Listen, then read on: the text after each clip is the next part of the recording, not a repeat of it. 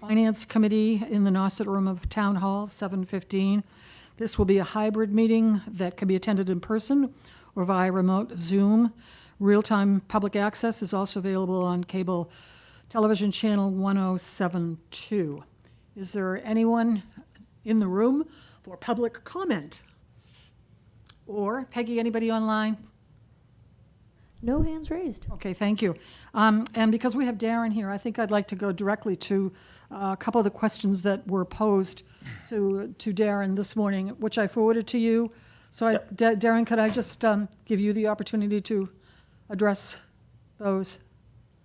Yeah, thank you very much. Darren Tangeman, the Finance Director for Town of Orleans. I received 4 different questions or 4 different tranches of questions, and I'll just kind of try to address as many as I can with the information I have.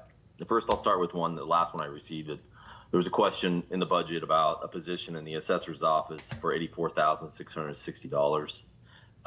That position is Micah in the office, I believe. So there was a question of whether or not that was an additional person to assist with the RTE, and I don't believe that's the case. That is actually one of our the issue is what you're seeing is that I think it looks different in the budget, like it's a new position, but it's not. So there's just because we pulled it out of one of the previous 4 categories, union versus union, that are in there, and categorized it in what I believe is the correct category right now. So it's an issue of reclassification. Well, it's not reclassified. It's placed in a different bargaining group, not a non-bargaining group, I think, or it was placed in a bargaining group that it wasn't supposed to be in the previous budget. I think that was corrected, but the best response is that it's not a new position. It's an existing position within. It's one of the 2 positions within the assessor's office. If that makes sense. Okay. Then questions about school 3% assumptions.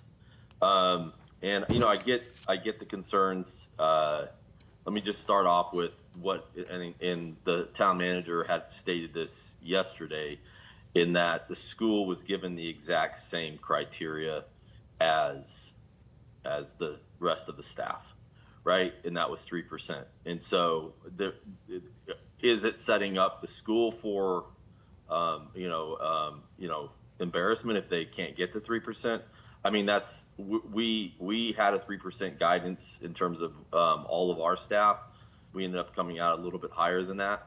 But the intent was that everyone got the same guidance, and that's what we should be striving for.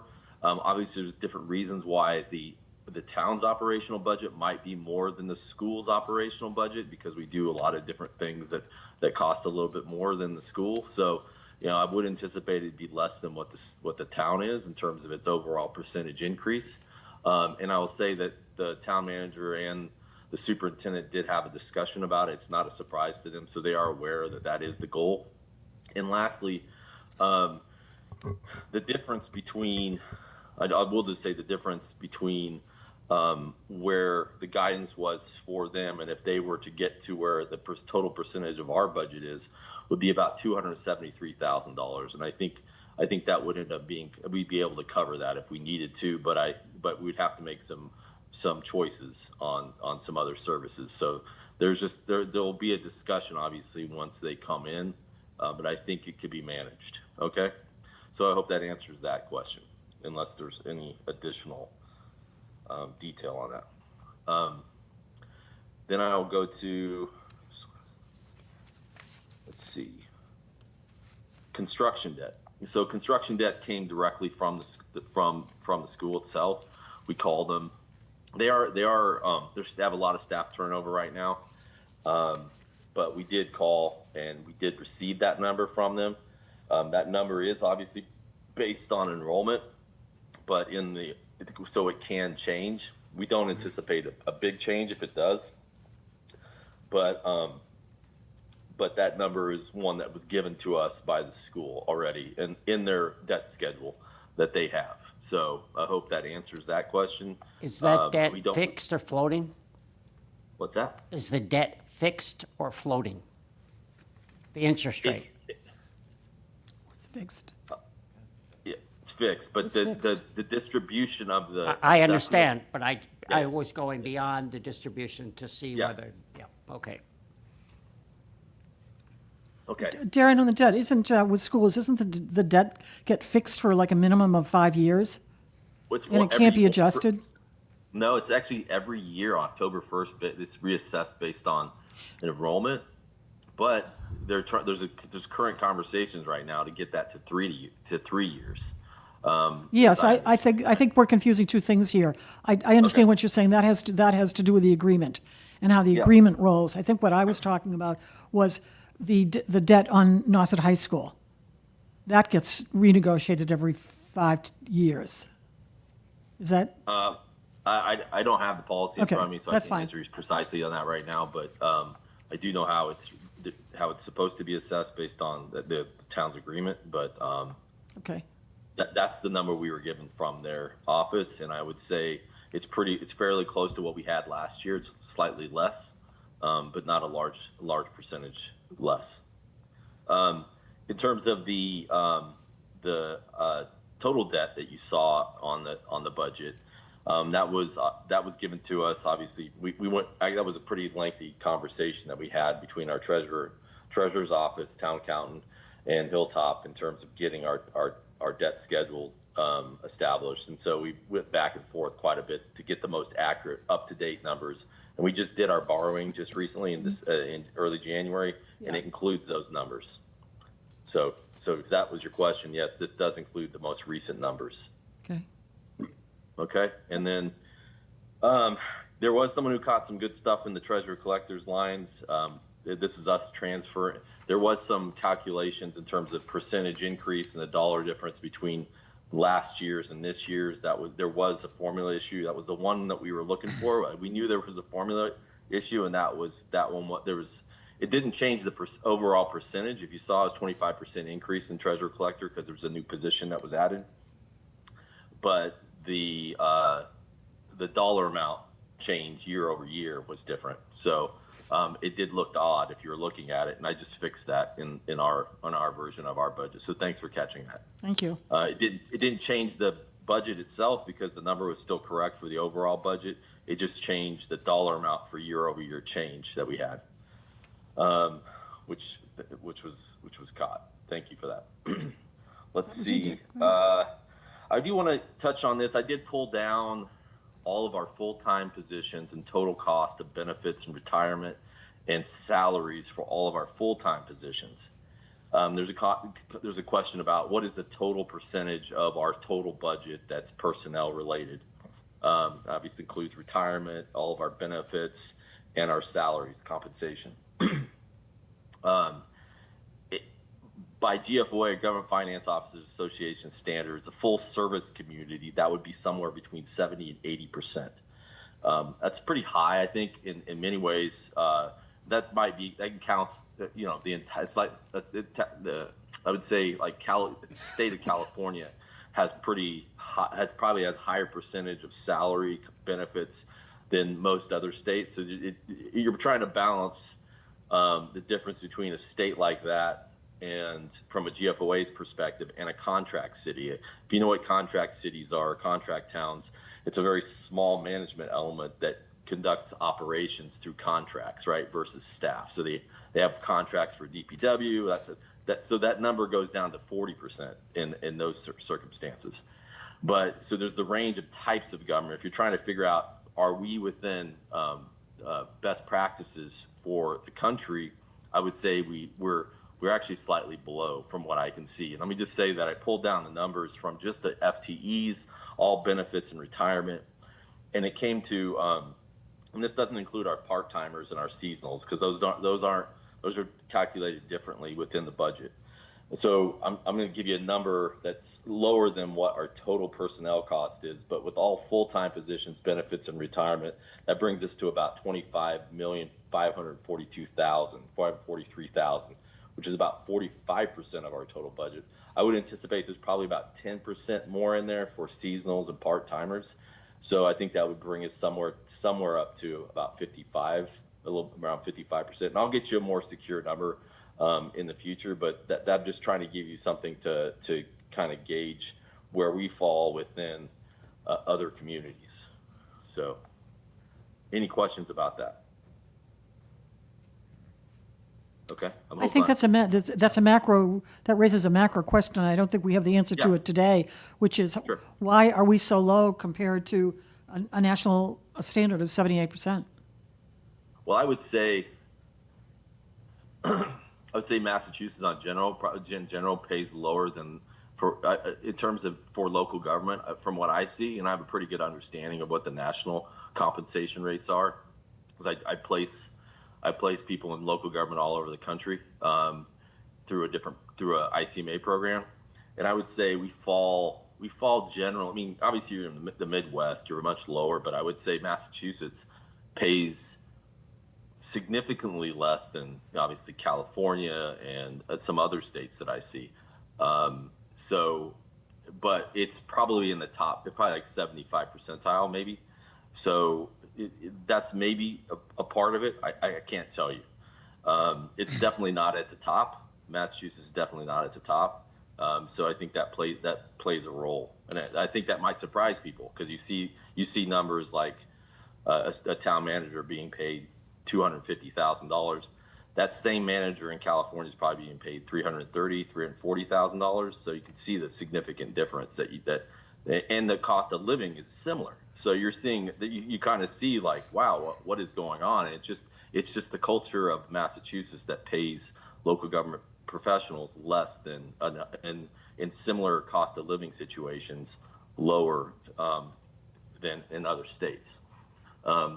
So I don't know if that is the entire issue, but I think it's part of it.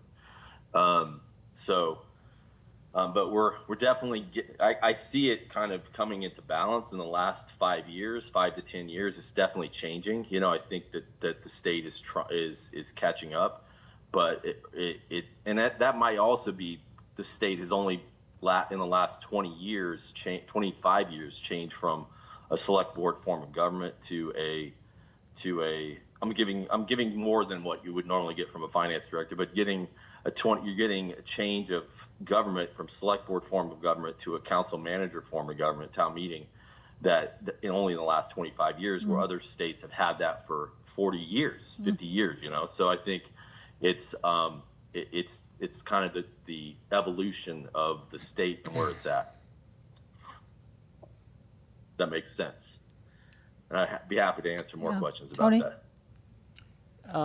Do we, while you were talking, it made me think about, do we look at the difference between contracting out different tasks and doing it, quote, ourselves, and which is less expensive? Sometimes professionals at something do a better job than someone who does a small job in a town. I don't know, but I just wondered if you look at that. That's a good question. I would say because Massachusetts is such a strong labor state that you don't get to see as many opportunities for that, because once the labor is kind of embedded in those positions, to remove them and replace them with contracts is obviously a negotiation. So in other states, I would say even the state of Colorado, for instance, there's a number of contract cities that of 100,000 or more that only have 40 employees. That's an incredible number to think about, right? And providing services at that scale. But do we do it? I think we do on some circumstances, but it doesn't replace. We don't do it to replace existing personnel. If that answers your question. Not completely. Okay. What I'm thinking is we're taking on new things. For instance, we're going to regulate rentals more and things like that. Do we look at do you look at what you can hire someone outside who does that across the board for different towns, and would that be less expensive than hiring our own inspector, or things like that across the board? That's a good question, and something I've experienced in terms of hiring on the Cape. I think the question is because of Cape's unique aspect of the Cape. that it's hard to get someone on the ground in a contract capacity to replace someone who actually lives here, because they have to be able to, so there's just not enough employees here yet. They'll have to come over the bridge to get here. Well, sure, from yeah, Plymouth or some other Yeah. places in Massachusetts, in southern Massachusetts. I'm sure there are people who do that. I'm wondering if we put ads in papers or take a look at that to find outside people to do it rather than hiring someone, because it is so hard to change someone who's already been hired to change their job. Yeah, I mean, I think there has been discussions about this. Cape Cod Commission did a study on workforce personnel about 4 or 5 years ago, that talked about, the expense of hiring locally versus people coming over the bridge. I think it ends up being a zero-sum game when you bring people over, because you have to pay for housing, right? There you're paying for distance. You're paying to drive an hour to get here one way and an hour back often. So they're not going to live here. If they are, they're going to have to. If they're going to stay overnight, they're going to have to pay some expenses. So you end up trying to find a balance there. So I think certainly it's something to continue to look at as housing becomes more available and more affordable here. If it does.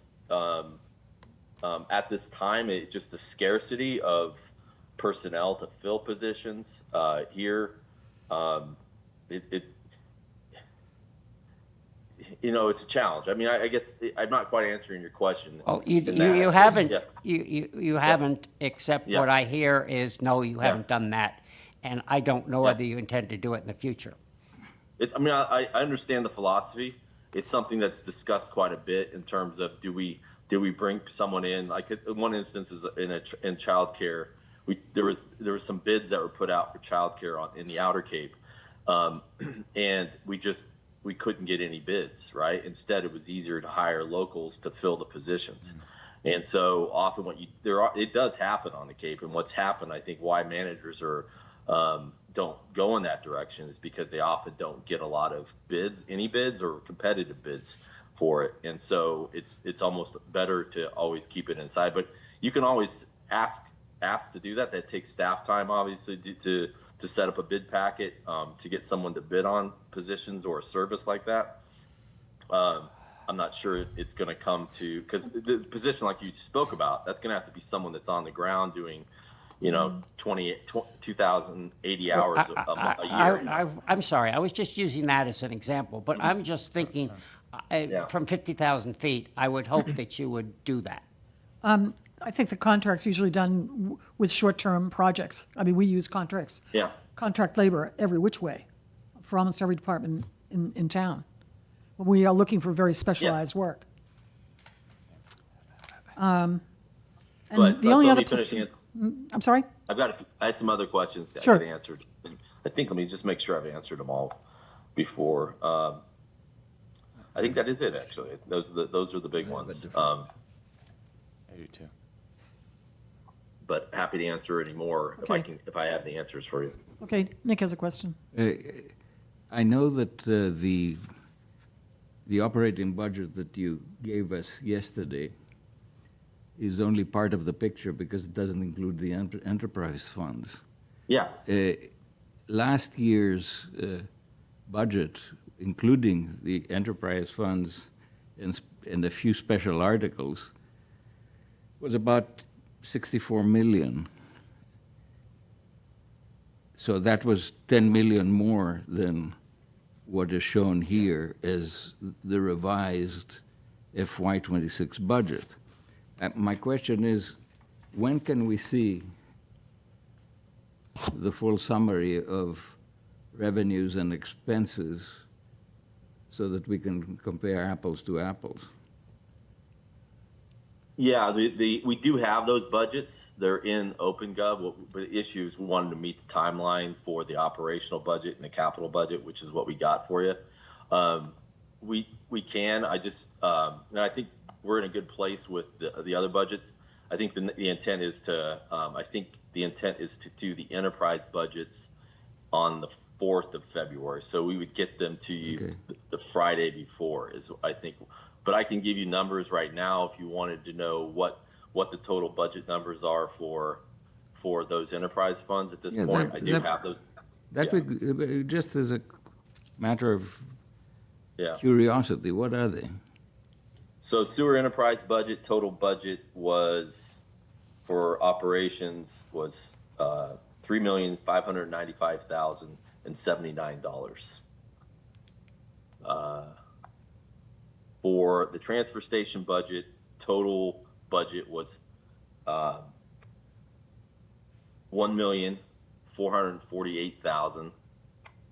$1,448,626.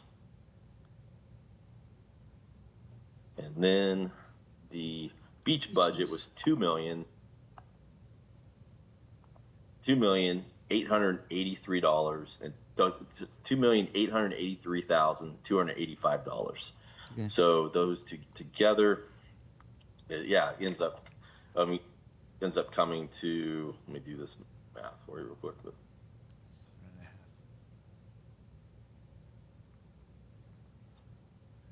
But About close to 8 Yeah. million. 8 million. A hair under 8 million. Okay, yep, okay, thank you. yep. Okay. So, Yes. but you mentioned that we got the CIP. I don't think we saw the CIP, did we? No. It was attached, and you also got two position. It was in the packet, so we had the.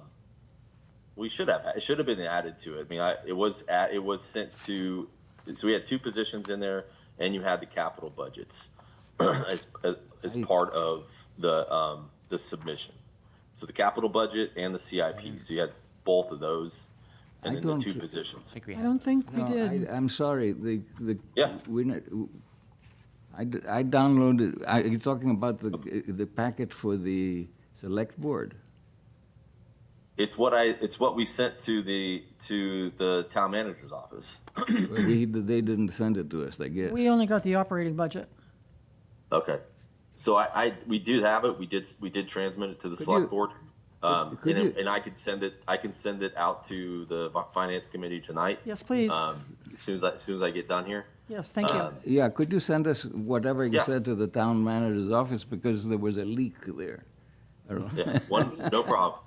Yeah, no problem. And it's that was the complete capital budget for you. It actually has the debt in it as well. So that's probably why there's a few Wow. questions about that as well. So I am drooling in anticipation.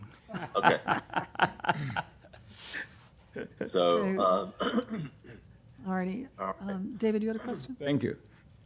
Yeah, Darren, I don't understand how the general fund under notes and bonds, long-term debt principal, where you get general fund excluded, wastewater only, then the one below it, long-term debt interest, wastewater only, and then general fund short-term debt, wastewater only. Obviously, those have all gone up. And could you just explain how that works? Educate me on that. how they've all gone up. Well, I'm just assuming there's something where we're taking on debt as we do sewers. But what do Yeah. these reflect, and what are they in the context of what revenue we'd be getting, and what is the intention down the road? I guess the first thing is just understand what are these three different line items to start with. Under debt service you're talking? Under debt service, yeah, but it says principal notes and bonds, interest notes and bonds. Let me pull it up to make sure I'm looking at the same document. Yeah, it is, One sec. I mean, the general fund, they're all pretty flat, makes, a little bit up, a little bit down. it's a couple of pages before the end of the document. Yeah, just about at the end. Okay. All right. Could you number these pages next time? Yeah. Well, you're going to find it's going to be an open gov for you where you're not going to have to deal with this sheet in the future. But It's okay. let's see here. Short-term debt, obviously those are bands. General fund, so this accounts for that. Excluded, no, wastewater only. So those, I believe those are debts, and obviously water fund is separate debt.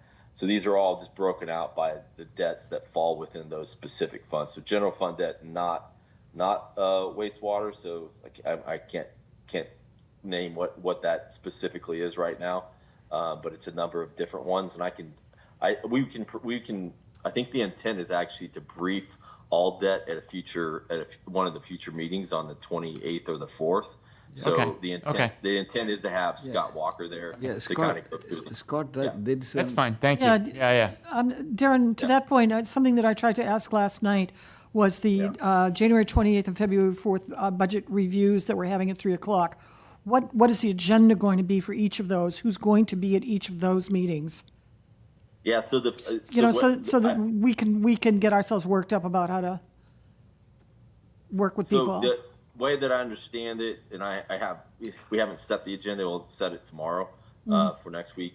But the notes that we took in the meeting from the select board and I think finance committee discussion was that public safety would be Yes. would be front and center on the Yes. meeting on the 28th, and the enterprise funds would be primarily on the 4th. Right. So if you're thinking about that, generally general fund side is going to be on the 28th, on all the enterprise funds, and a few of the probably even some of the public works work will be over on the 4th.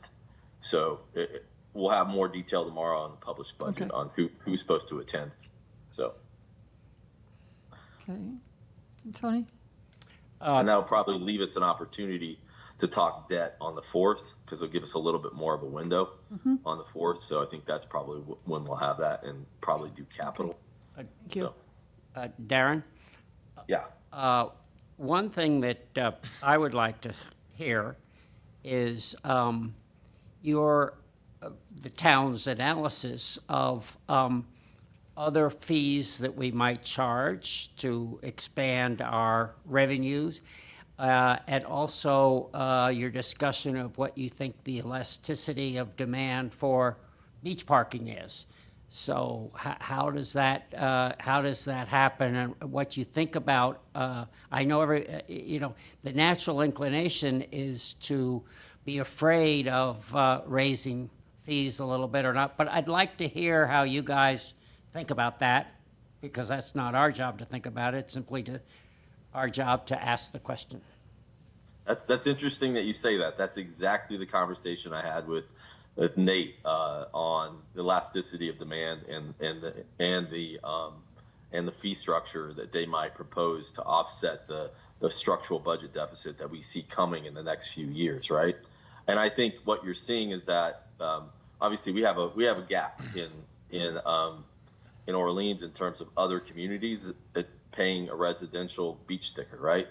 And so there is, and I'm a resident of Orleans, and I see it pretty quickly, right? I know there's some resistance to do this, but we have a budget that is definitely on a structural budget deficit trajectory, right? And so I think the elasticity of demand there is we haven't even reached that threshold at all, because we have communities all over the Cape who are charging a residential beach sticker, and we're not there, right? So I think Yeah, we have a residential, we No, pay a we're residential paying. beach sticker. I mean, but it's like at one of the lowest rates on $25. on the Cape. Yeah, Okay. it's $25. Yeah. But anyway, I just would like, we don't have to do it here, but I would just like you to have a discussion of that, and so that we can hear, because I am very worried about the way we're spending money and what's going to happen to real estate taxes. I know that,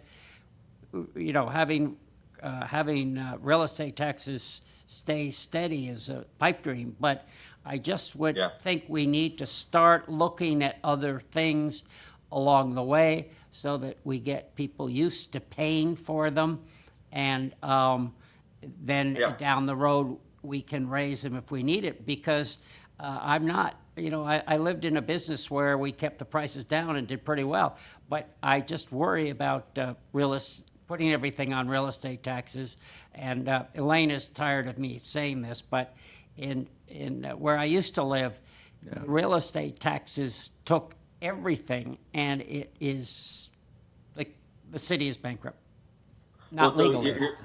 I think it's good. It's a good philosophical conversation. I don't disagree with you completely on the issue, but I would say that yeah, in March, Kim wants me to come forward and talk about the enterprises and the future structural budget deficits and basically what fee structure should we set to try to ensure that those are sustainable long term. But there's a philosophy about whether or not you have the taxpayers pay it or you have a pay as you go situation, which I'm sure that's what you're thinking. You probably think like Or a conversations- combination of the two. Yeah, Well, yeah. And it's about thinking about, it's a policy discussion about trying to think about do these fees, because we have a lot of second homeowners, right? And a lot of second homeowners, have an impact on the community services, yet may have a disproportionately less revenue on our pay-as-you-go services, right? But they have to be sustainable year-round. And so how do you get to that point by just pay-as-you-go?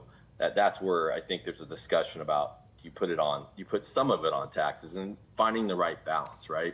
And I think that's why you have that structure right now. But also, and I would address, Yeah. Tony, a lot of this is policy discussion that goes to the select board. The does, select yeah. board is the one who's determining the policy about, are we going to be spending money, for example, for making our schools one of the best schools systems around, or the childcare. Those are policies that the select board I that then understand. becomes part of the I budget. understand, and I believe that's right. But I believe as an advocate for the citizens, I think the public debate should be raised. Could I speak on that?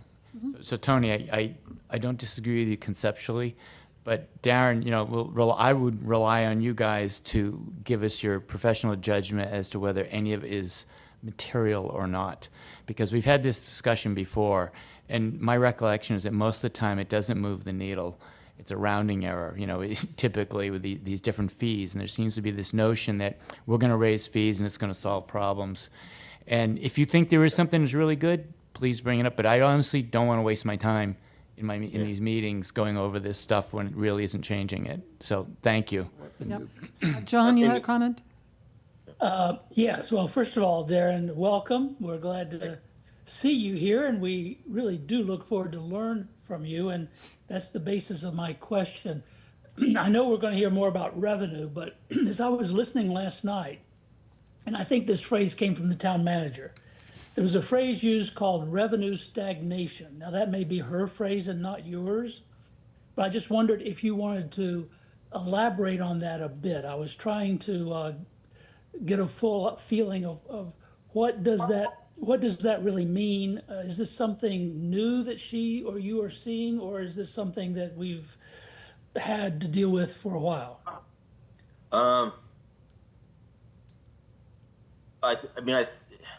It's tied to the concept, obviously, that that as our income stays flat, that the cost of doing business does not, right? I think. And so I think it's trying to figure that estimate. Like if our property taxes remain low or our fees stay the same and the cost of doing business, as we know, inflationary costs are starting to increase on a number of different factors, we're not going to be able to keep pace. And so that's where those structural budget deficits come from, long term in terms of sustainability, where our revenues don't match our ongoing expenses year over year. And so I think that's what she meant to talk about. I'm trying to interpret it, but I think that is what she's trying to get at. And I think that's an issue we have to address as a community. And let me touch on this. I think there's a conversation, Amanda will be at the next meeting to talk about the Economic Development Fund that there is. We do want to try to find ways to increase revenues from a fee perspective or even from businesses being, in the local community, so that we can offset the costs to our property tax. I think some of the things we're looking at, you see this position, the position for the rental inspector that you see. there's a deliberate effort to ensure that there's a rational nexus between the fee and the actual position itself. So the people who are going to be paying for this rental inspector are going to be the people actually being inspected, right? And so the fee is not going to go on the taxpayers. It would mean in terms of on their property tax rate, it's going to come directly from that fee. So we're not using that's one position where there's a creative revenue stream that we haven't raised taxes. We had a fee that goes directly to the person or to the community that is that we have to provide the regulatory environment for. So yeah, I think that maybe hopefully answers your question. It does, and what that says to me, and this is not going to be a surprise to you, is that yes, this 1-year budget we have to give our intense attention to, and we will do that. But what you just said and what the town manager said also raises some real concern, is that soon as we get the time to do this, what does this mean as we look forward? So that we've got this year's tight budget, I guess people will say, but given what you just said, what the town manager said, it then becomes very important at some future time, I understand. What does this mean as we go forward, if that's the picture that we see for revenue versus the other almost uncontrollable cost increases you described? So I'm sure that's on your agenda when there's an opportunity to add a few more years to this. But that's my reaction to when I hear you or the town manager say that. Okay, I have a question, which is more nuts and bolts. We talked about the fee structure for beaches, for example, and we seem to be talking about the elasticity of demand for residents. But I think we need to focus on the non-residents as well, and the non-resident overland beach fees were raised, and how low they are was an issue that was raised by the select board last year. And when it came to adjusting those fees, we somehow compromised at much lower than what the discussion was. So could you put that note on your to-do list when you have that discussion with them in the whatever working session you're having with Nate to make sure Yeah. that Nate doesn't chicken out on this? Well, we did have the conversation. Okay. Obviously, there was just an increase on non-residents, right? And so, the thought is, well, the one that isn't moving is the resident. And there was lots of conversation last year about not putting any additional on the residents. So I bring that up because I think there's a gap there. I'm a resident too, and I like the fact that we have such cheap beach stickers, but I would say that that I'm not both saying- should be looked at for sure. Both of them should be looked at. It's not either or. What I'm saying is Yeah. that we had a great hesitancy to be, quote unquote, more competitive when Yeah. it comes to people who come from Timbuktu rather than, And I mean, for example, the big example that was brought was the overland weekenders with their RVs, and they get a sticker for 200 over sand, whatever, and they get a sticker for the season for $300-400, and they have 10 weekends for the whole family, And they go there, they go right through East Orleans with all their stuff packed, so they have zero impact on the local economy, What's Zero that? positive impact, Well, zero. monetarily, yeah. So what I'm trying to get at is, let's make sure we talk about it, okay? Thank you. All right, and Tony? Yeah, I had two things. One, David, I understand that there are, if you start a small fee, it's de minimis. But my experience in pricing a lot of stuff over 40 years, I found that starting a charge for something and then increasing it receives much less resistance than instituting a new fee at a higher rate. And so I'm just thinking, in the future, if we start things small now, we can raise it later. Yeah, The other thing is, I would ask Darren to challenge Nate to say, let's raise the price for a summer and see if there is an elastic demand, because we still are, the $20 fee or whatever it is for the individual beach goer seems to be pretty low. Yes. And what about charging for the bands that come at night? And, you know, there are a lot of things that we give people that maybe we can't afford to do it. I love to do it, but we can't afford to Don't do get some of anything this out of stuff. that. Okay, I'll respond. I don't make a big debate out of it, but just from, if you want to Yeah. know, it's a policy decision, as you were saying, Elaine, that the select board decides. Yeah. This is not, Yeah. it's still small money, whatever we talk about, 56 million or 65 million, whatever it is, it's peanuts. And there is a policy issue at hand as to why do people come to Orleans and these values that go with it. You got 20% of your town that's low income. Can they go to the beach? Can they afford to stay? I mean, there's all these kinds of considerations that I think the select, we have to rely on the select board to address that. And we can pipe up, but I just can't spend hours at night talking about raising it from 25 to $30. I just can't. Anyway, Wake up at 5. okay.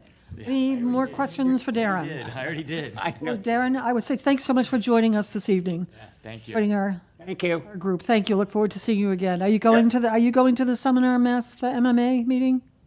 I won't be. No, Okay. I won't be. So, Alrighty. No. Well, anyway, thank you very appreciate much. it. Thanks a lot. Thanks. All right, bye. That was helpful. It was very helpful. So moving on to our agenda, the item 3 is to approve the minutes of January 8th. You might notice we did not receive any minutes. Right. Okay, we lost our recording secretary as of the end of December, and we are without a secretary. I understand from the town clerk's office and from Ollie, it might be a long time before we see another secretary. So I would say a couple things. I would love to get somebody, one of our members to volunteer to do the minutes, or we could take turns doing the minutes just put it around alphabetically. And David is going to do January, I think you are going to do the January 8th. Just so everybody knows, I'm sorry, go ahead. I was going to say, I had asked if there's a transcript out of Zoom that I could maybe put AI on and make a set of minutes for us. Apparently there isn't on Zoom, but it is on YouTube. So I have to figure out, they sent me an email today to show me where to go. So I got to try that and see if I can pull the transcript and if I can throw it to ChatGPT or something like that. So I'll let you know how it goes. Hopefully it's easy, then I can give it to somebody else too. So you'll be doing January 8th. Nick, can I volunteer you for tonight? No, No, please. I can't. You know what, I will say I agree with you. So then it goes to Dick. You're the B, to do tonight. I'm just going to go right down. I guess I'm next. I won't be doing the next one because I won't be here. But no, to do tonight's. Yes. Great. Thank you very much. Thank you. And Dick, I'll send, what I figure out on YouTube, I'll send to you, so you I can. don't know how to do that crap, so. Well, either do I, so. You know, in Nick's defense, there is a tremendous amount of work that gets done behind the scenes. I've to got keep other this- stuff going on, so. Yeah, fair enough. Anyway, I don't want to defend that. It's just that we don't have a secretary, and we are required to produce minutes. So thank you. Thank you very much, Dick. The next thing we want to do is to discuss the budget review protocol and process. And I want to share with you a form that we have worked out.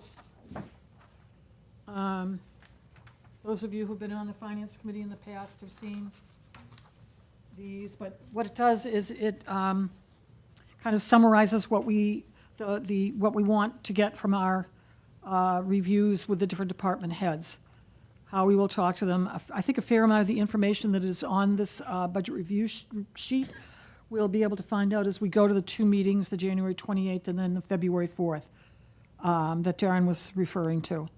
And then above and beyond that, if you need further conversations, you go to the by the department head, the person that's in charge of that particular field. So if I wanted to be talking to Judy Wilson at the Council on Aging, I would talk to Mark Reel, who is her immediate supervisor, and make an arrangement for that there. But this gives you an idea of what we're looking for in terms of budget review. I think, if I'm, we need to get, I think in our last meeting with Kim, we essentially asked for blanket approval of talking to our list of, we have a list of departments that we want to talk to directly, and we gave them that list, and we said, rather than everybody calling you to get permission, just give us permission to do this, you know? And I think she was pretty open. The only thing that she said is let the division head thank know that you're doing it. It's not that you're asking permission per se, you know, because we already have it. The last thing I remember about that discussion was that she said she wanted to be informed. Yeah, but That's what I remember. She likes to know what's going on. we're not talking about what she said here. We're talking about, we have a meeting with her every other week to talk about nuts and bolts. And one of the bolts or nuts that we talked about was this. Instead of having every one of us, Fine with me, but that's not the last thing that we heard. well, that's why we're telling you now, okay? Oh, good. Well, thank you. Okay. So. Anything else? No, but I think one of the important things that is on this budget review list is what's anticipated financial challenges. What do they see coming down the line of things that will be impacting their budget? What their future needs will be, And same with the CIP. right?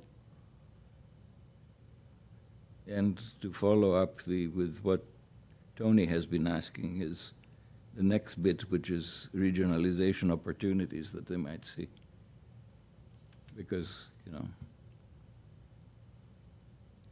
if you have all these little towns with departments of this and departments of that, you know, maybe there's a way to combine.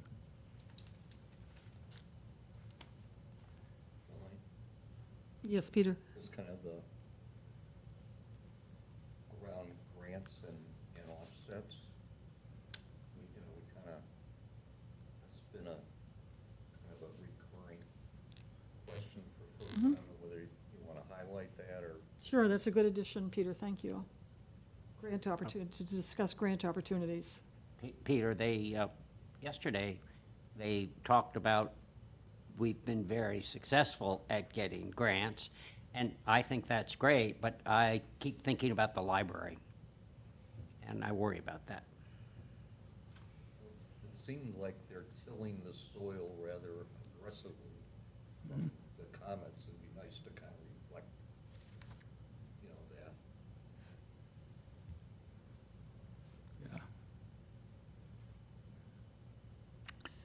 Okay, the next item on the, is items for future agendas, things that we need to be discussing going forward.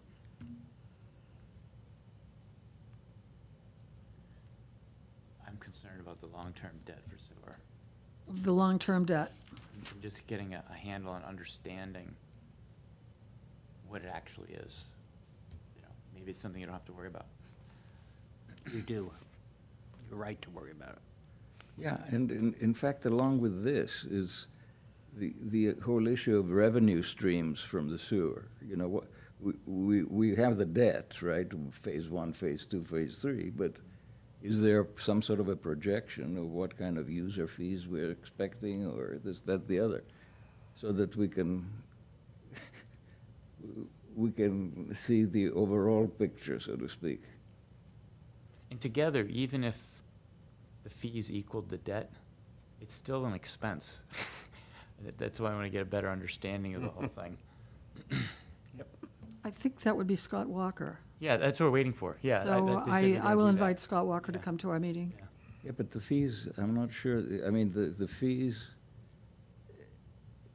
These are from for the enterprise fund, so that, well, whoever. Yeah. You know, I mean, I know that when I hook up to the sewer in 2 months, yay, I will, within a year, I will start getting a bill for how much I put into the sewer, you know? And there's a formula for that, and they know what my volume of whatever is up to now, so we can forecast, you know? So we know that there are 400 some users in phase 2 and 900 in phase 1. And in phase 1, we already have some usage numbers. So are we projecting that stuff is my question, you know? I'll find out someone that can talk to us about that. That's a good one. Any other thoughts? Do we know when school, did they have a deadline, a time? I forget, did they mention a deadline for when school gets their budget? Yeah, it's mid-March, Oh, really? Okay. Yeah. believe it or not, yes. Okay. That's not We're, going to change. you know, we know from the last meeting that we went to that they're well down the road of negotiating how many, you know, paper clips they need for Tuesday. So they've got it fairly developed. So I think we will see the numbers sooner than then, you know. Okay. But, you know, all that stuff, if you're curious to see what the preliminary estimate is, all that stuff is on their video discussion. I just want to know when they had, if they had a deadline, when they would, because that's when it all starts to finally come together. They have a good interim finance director who is working closely with the elementary school to develop the budget, to finalize the budget. Really good person with long experience in managing the budgets as well as putting them together. So Good. it was pretty impressive. Good. Those are two good items for future agendas. One announcement that I would like to make is that we must all do the conflict of interest training every 2 years. I don't know if you have done it, but you can go online, register for it, take the hour training and sign up. But if you are a new committee member, in the package you were given when you signed up to be on the committee is information about how to do that. Well, Molly sent us an email within the last 2 weeks that has the links that you have to go to. Because, you know, you go to gov.something and you put in a password. If you've done it before, the password is valid. And there are 2 surveys, one that you have to do every 2 years, which lasts about an hour to do, and the one that you have to do every year, which lasts about 10 minutes. And the one that you do last 10 minutes is sort of perfunctory, you know. I went in and did that over the last weekend because I had forgotten to do it. Oh, John, I'm sorry, you got your, It's okay. I think this is on everybody's mind. Do we need to formally set aside time to talk about OpenGov? I think we'll be doing that with Darren. I think we'll need some level of education about that. And given what he said last night, I think the date was it's going to be available at least and what he said tonight, by February 4th. And probably a day or two before that, because it would have to come out in that Friday's packet for the following Wednesday's Select Board Budget Review meeting. So yes, definitely. You know, one other announcement I'd like to make is that the Water Department pointed out that we are in a level 2 drought, but above and beyond the fact that we are at the level 2, we are at an all-time low as we begin the year. It is the lowest recording of water level in the history of the Water Department, keeping track of it. And those are my announcements. Michael's not here this evening. Any liaison reports? Yes, please, Tony. I have two. One is Rock Harbor. And we heard a little bit about Rock Harbor last night, but perhaps I should explain because the fish market will have a lot of impact on some revenues, which you know are near and dear to my heart. The strange situation is the town owns the land. And Mr. Harrison owns or is responsible for the building and that kind of thing. He operates that on a 2.5-year lease, which has a year to go. He is going to get a major check from the insurance company. He can decide to keep into business and build a building, or he can take the check and stop. And Nate and Mr. Harrison have not come to a decision. I heard via the grapevine that Mr. Harrison wanted to rebuild the fish market as it is, but there seemed to be some reasons why he couldn't do it just that way.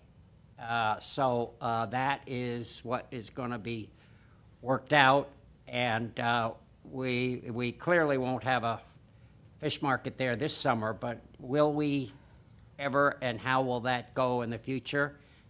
To be determined. The good news in Rock Harbor is that should be finished by March 31st, and we'll see. They're ready to pour the final cement, but they need a pleasant day or a warmer day to do it. Today would have been a fine day. I drove down, there was nobody there. But after next week's freezing, they're not going to be able to do it. So anyway, so that's what's happening at Rock Harbor, but I think we're going to have a very nice Rock Harbor there in March. I think we'll all be pleased with that. The Firehouse group has decided to, on the architects for it, they presented several alternatives, and the committee are deciding between a 2-story building with the frontage on the road so the trucks can go in and out.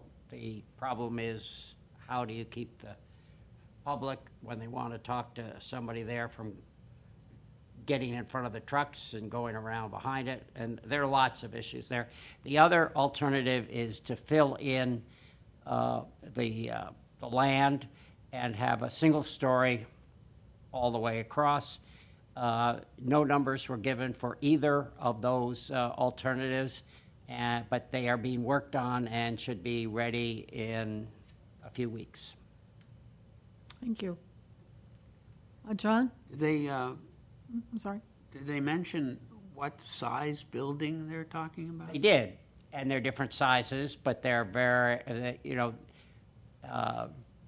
all the effects of training and that kind of thing. And when I asked the question, well, why can't they train across at the police station? They can't. The other thing is, it seems to be the fact that they were going to train in the old building, and the cost effectiveness of that seems to be not good, and so it will be all new building, probably. But new numbers haven't come out yet, so we'll have to see. I know that the proposal that I heard from the fire chief was 40,000 square feet, which is up from about 13,000 square feet. Now have. I don't think a final decision has been made, and it will make a difference which building they choose, maybe, but that seems to be a moving target, so I don't know.